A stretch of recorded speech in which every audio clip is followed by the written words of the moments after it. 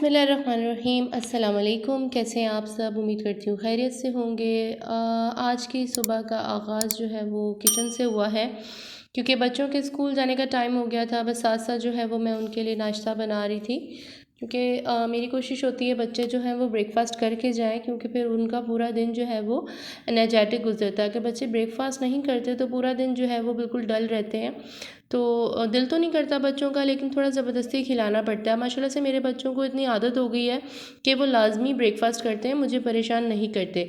बस उनके लिए जो है वो ब्रेकफ़ास्ट बना रही हूँ, साथ में जो है वो लंच वगैरह प्रिपेयर कर देती हूँ। मेरी कोशिश होती है कि उनको अच्छा सा कुछ लंच ऐसा बना के दूँ कि स्कूल में जो है वो उनको भूख ना लगे, वो आराम से खा लें। और क्योंकि उनका इतना लंबा टाइम होता है, सुबह 5:30 बजे जो है वो उठते हैं, नाश्ता करते हैं, देन उसके बाद स्कूल 6:30 बजे जो है वो वैन आ जाती है, वो चले जाते हैं। फिर जब घर आते हैं तो तकरीबन 3 बजे का टाइम होता है।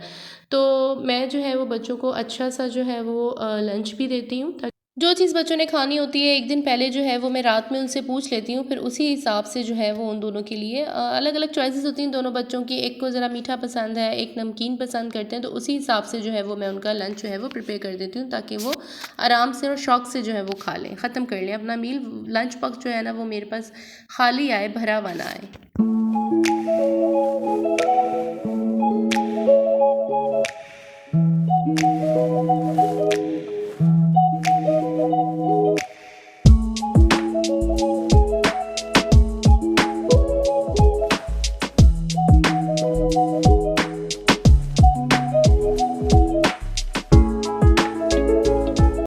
बस अब यहाँ पर जो है वो बच्चे बिल्कुल रेडी थे स्कूल जाने के लिए, और उनकी वैन भी आ गई थी। इनको जो है यहाँ पर मैंने बस रवाना किया, और थोड़ी देर जो है वो अपने घर की विंडो में खड़ी होकर बाहर से जो है वो वेदर देख रही थी। बहुत अच्छा वेदर था। सुबह का टाइम जो होता है तकरीबन नमाज के बाद से लेकर 10 बजे का, बहुत ही अच्छा प्यारा मौसम होता है। इस टाइम पर जो है वो मैंने अपने घर की सारी विंडोज़ जो होती हैं वो खोल देनी होती हैं, क्योंकि इसके बाद जो टाइम स्टार्ट होता है ना वो बहुत तेज़ धूप हो जाती है। तो आपके घर के अंदर जो है ना वो सारी तपिश जो है वो आ रही होती है। तो मैं फिर उस टाइम पे अपनी खिड़कियाँ वगैरह बंद कर देती हूँ। बस यहाँ पर जो है वो थोड़ा सा मैं खड़ी हो गई थी, और उसके बाद फिर वही घर के रूटीन के काम स्टार्ट हो गए, क्योंकि मेरी जो हेल्पर हैं वो आ जाती हैं। तो मेरी कोशिश होती है कि उनके आने से पहले घर के छोटे मोटे जितने काम है ना वो मैं कर लूँ, क्योंकि बीच में फिर वो भी काम कर रही होती हैं, मुझे भी अपना काम करना होता है। और फिर वो ज़ाहिर सी बात है, हेल्पर्स हैं, आपको उनके साथ खड़े होकर काम करवाना पड़ता है। तो बस इसलिए मैं अपना जो है वो काम पहले से कंप्लीट कर लेती हूँ। आजकल जो है वो मौसम थोड़ा सा ठंडा होने की तरफ है, तो धूप जो है वो बिल्कुल इतनी ज़्यादा नहीं निकल रही होती है। तो कपड़े जो हैं वो बिल्कुल सूख नहीं पा रहे होते। तो मैं आज वही देख रही थी, चेक कर रही थी कि धूप जो है वो आज ज़रा 9 बजे ही अच्छी निकल आई थी। तो मैं अपने कपड़े वगैरह जो हैं वो फैलाने के लिए जा रही थी। जो ड्राई हो जाते हैं कपड़े वो उतार लेती हूँ, और बाकी जो गीले होते हैं उनको धूप में कर देती हूँ, क्योंकि अगर गीले कपड़े हों तो उसमें से स्मेल आने लगती है। तो कोशिश किया करें कि हवा और धूप अच्छी तरह से कपड़ों को लगाएं, ताकि उसके जरासीम वगैरह भी जो हैं वो अच्छे से ख़त्म हो जाए। बस उसके बाद जो है वो मैं अपने बेडरूम में आ गई थी। यहाँ पर हस्बैंड ऑफिस जाते हैं, तो जो मेरा ड्रेसिंग टेबल होता है ना, ऊपर नीचे हुआ हुआ होता है सारा। जो चीज़ जिस जगह पे होती है उस जगह पे मिलती ही नहीं है। तो बस वो थोड़ा बहुत सेटिंग कर रही थी। अल्हम्दुलिल्लाह मेरे जो दोनों बेटे हैं वो माशाल्लाह से इतने बड़े हो चुके हैं कि वो अपना काम जो है वो ख़ुद कर लेते हैं। बस यहाँ पर दोपहर हो गई थी, उनके लिए मैं थोड़ा बहुत खाना रेडी कर रही थी। मैंने कहा जो हल्का फुल्का, क्योंकि बच्चे स्कूल से आते हैं वो इतने थके हुए होते हैं कि इतना हैवी मील नहीं लेते, तो जो हल्का फुल्का है वो मैं उनके लिए रेडी कर लेती हूँ। तो यहाँ मैं जो है वो काले मसूर की दाल बना रही थी।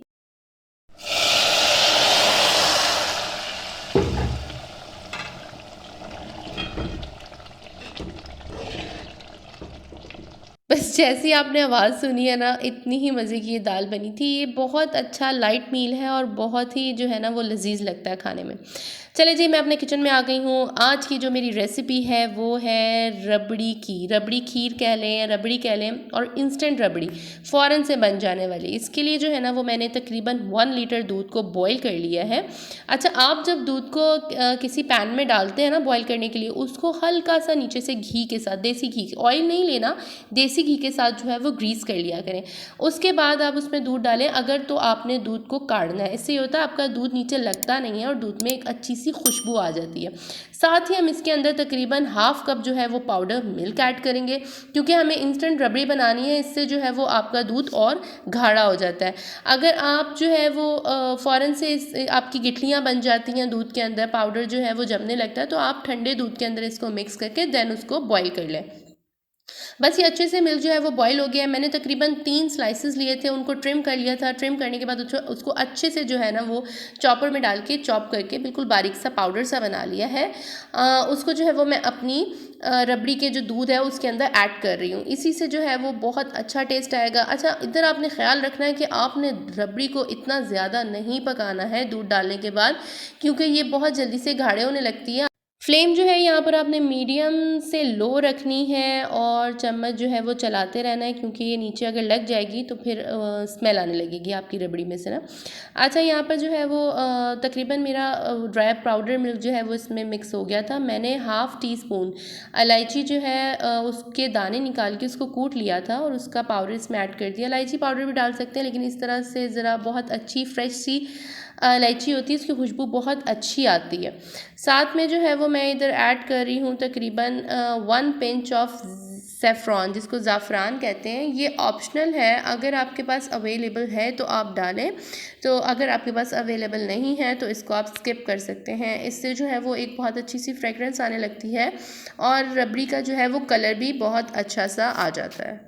बस यहाँ पर मैं रबड़ी बना रही थी और साथ में जो है वो न्यूज़ सुन के दिल इतना ख़राब हो रहा था। आजकल जो है वो दुनिया में इतने फ़साद हो रहे हैं और इतनी लड़ाइयाँ चल रही हैं। बस अल्लाह ताला हमारे मुसलमानों को अपने हिफ्ज़ व ईमान में रखें, सबकी हिफाजत करें। बस यहाँ पर जो है वो अपनी रबड़ी के अंदर मैं ड्राई फ्रूट्स डाल रही थी। आपके पास जो भी ड्राई फ्रूट अवेलेबल है आप उसको चॉप करें और डाल लें। मैंने थोड़ा ड्राई फ्रूट इसमें ऐड किया है, कुछ मैंने रख लिया है ताकि गार्निशिंग के लिए मैं यूज़ कर सकूँ। अगर आपके पास केवड़ा एसेंस है तो आप हाफ़ टी स्पून इसमें 2 to 3 ड्रॉप्स बनते हैं वो इसमें ऐड कर लें। अगर ये नहीं है तो आपके पास अगर रोज़ वाटर अवेलेबल हो तो आप वो इसमें ऐड कर लें, क्योंकि ये जो रोज़ वाटर केवड़ा एसेंस है ये आपकी रबड़ी की जो है ना वो जान होती है। इससे एक बहुत अच्छी सी खुशबू आने लगती है। अगर आपकी चीज़ जो आपने पकाई है उसमें से अच्छी खुशबू आ रही है ना, तो टेस्ट जो है ना वो खुद से आने लगता है। बस यहाँ पर आपने अपनी रबड़ी को इतना गाढ़ा नहीं करना, क्योंकि ठंडी होने के बाद जो है ना वो रबड़ी और ज़्यादा गाढ़ी होने लगती है। बस आपने नॉर्मल कंसिस्टेंसीज़ की रखनी है, जिस तरह से कस्टर्ड की होती है उससे थोड़ी सी ज़्यादा। अब यहाँ पर जो है वो मैं तकरीबन इसके अंदर ऐड करूँगी 4 टेबलस्पून शुगर के। मैंने 6 टेबलस्पून शुगर लिया था, लेकिन उसमें से 4 मैं इसमें ऐड करूँगी और तकरीबन 2.5 टेबलस्पून जो है वो मैं उसको कैरमलाइज्ड करके जो है वो इसमें ऐड करूँगी। एक तरफ जो है वो मैंने चूल्हा ऑन कर दिया है, वहाँ पर अपनी शुगर को मैं कैरमलाइज़ कर लूँगी और यहाँ पर जो है मैंने अपनी रबड़ी की जो फ्लेम है वो बिल्कुल स्लो कर दी है। बस वही मैं आपसे बात कर रही थी कि न्यूज़ देख के दिल इतना ख़राब हो रहा था। अल्लाह ताला हमारे मुसलमानों के ऊपर अपना रहम फरमाए, इस दुनिया को जो है वो शैतान के शर से बचाए और सबको जो है वो अपने हिफ्ज़ ईमान में रखें। हम जो हैं वो कुछ कर तो नहीं सकते हैं, लेकिन कम से कम उनके लिए दुआ कर सकते हैं और जितना हमारे लिए जितना पॉसिबल है हमारे लिए हम वो कर सकते हैं। बस अल्लाह ताला से दुआ है कि सबको अपने हिफ्ज़ ईमान में रखें, आमीन सुम आमीन। अब यहाँ पर जो है वो हमारा कैरमल रेडी हो चुका था। कैरमल को जो है वो अपनी रबड़ी खीर के अंदर हम ऐड कर देंगे। फ्लेम आपको याद है कि चूल्हा मैंने बिल्कुल हल्का सा ऑन किया हुआ था। साथ ही आपने जो है वो इसके अंदर कैरमल ऐड कर दिया है और इसको मिक्स कर लें। आपने घबराना नहीं है कि कैरमल डालने से जो है वो दूध फट जाएगा या तो कैरमल मिक्स नहीं होगा। जब आप इसको स्लो फ्लेम के ऊपर अच्छे से मिक्स करेंगे तो ये कैरमल आराम से जो है वो आपकी रबड़ी के अंदर डिज़ोल्व हो जाता है।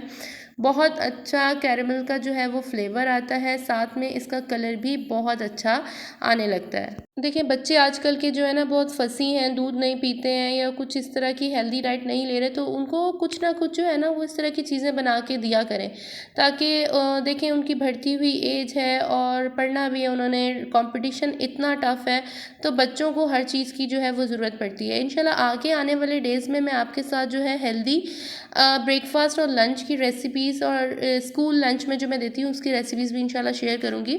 यहाँ मेरी रबड़ी खीर जो है वो तकरीबन रेडी हो चुकी थी, बस इसको जो है वो मैंने डिश आउट कर लिया है। साथ ही मैं इसको थोड़ा सा ड्राई फ्रूट्स के साथ जो है वो गार्निश करूँगी और ठंडा होने के लिए फ्रिज में रख दूँगी, और तकरीबन 1 से 2 घंटे के अंदर ये अच्छे से चिल्ड हो जाएगी, तो आप इसको सर्व कर दीजिए। चलिए जी, यहाँ पर मैं अपने व्लॉग को एंड करती हूँ इस उम्मीद के साथ कि आपको मेरी रेसिपी पसंद आई होगी। अगर मेरी रेसिपी पसंद आई है तो प्लीज़ मुझे कमेंट सेक्शन में ज़रूर बताया करें। आपकी एप्रिसिएशन से जो है ना, वो दूसरे बंदे को जो काम कर रहा होता है, इतनी एफर्ट्स कर रहा होता है, उसको जो है बहुत ज़्यादा जो है वो इनकरेज मिलता है। और प्लीज़ मेरे चैनल को जो है वो लाइक करिए, सब्सक्राइब करिए, and don't forget to press bell icon, ताकि मेरी कोई भी न्यू रेसिपी का नोटिफिकेशन जो है वो आपको मिल सके।